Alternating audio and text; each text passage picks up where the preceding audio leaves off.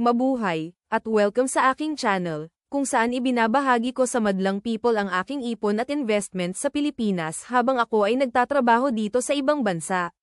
Kaya kung bago ka pa lang sa aking channel, pa-subscribe naman kabayan para updated ka sa pinaggagawa ko sa dolyares na pinaghihirapan ko dito sa abroad, at kung paano ko ito pinapalago sa pamamagitan ng pag-invest sa Philippine stock market. So, kung ready na kayo, aba, ihanda na ang kape at umpisahan na natin. Sa mga hindi pa nakakaalam, ang isa sa ginagamit kong paraan para kumita sa stock market ay sa pamamagitan ng pagsuswing trading, at sa buwan ng Hunyo ay 2 stocks ang naibenta natin. Ito ay ang Ginebra San Miguel na may ticker symbol na GSMI at Price Corporation o PPC. Makikita nyo sa trading confirmation na ito na noong February 26 ay bumili ako ng 30 shares ng Ginebra San Miguel sa halagang 158.5 pesos per share at noong April 29 bumili ulit ako ng additional na 40 shares sa halagang 161.4 pesos per share. Ibig sabihin ay meron akong total na 70 shares ng Ginebra San Miguel. Pero noong June 7 ay ibinenta ko lahat itong hawak kong 70 shares sa presyong 205 per share. Dito sa transaction summary ay makikita nyo ang aking pagbili at pagbenta ng shares ng Ginebra San Miguel. Makikita nyo din na kumita ako ng halos 3,000 pesos just for holding the company for a couple of months.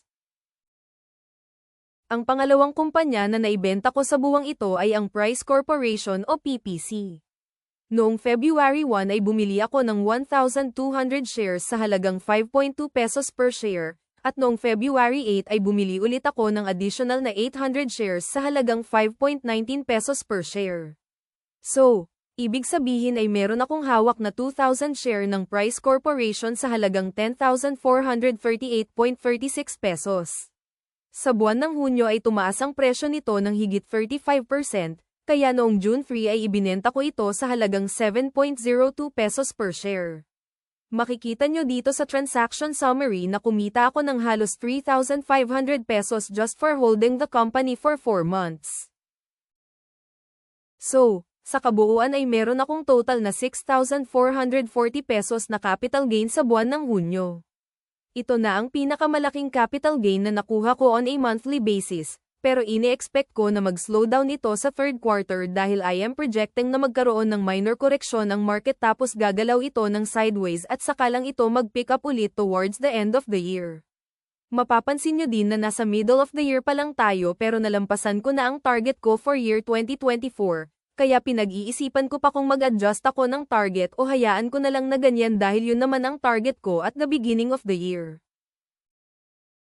At yan po mga ka-abroad ang update ng aking portfolio. Ugaliin po nating mag-ipon at mag-invest para sa ating kinabukasan. Sana ay nasa mabuti tayong kalagayan saan man sulok ng mundo tayo napadpad. Saludo ako sa mga bagong bayani ng ating bayan, at mabuhay ang Pilipinas!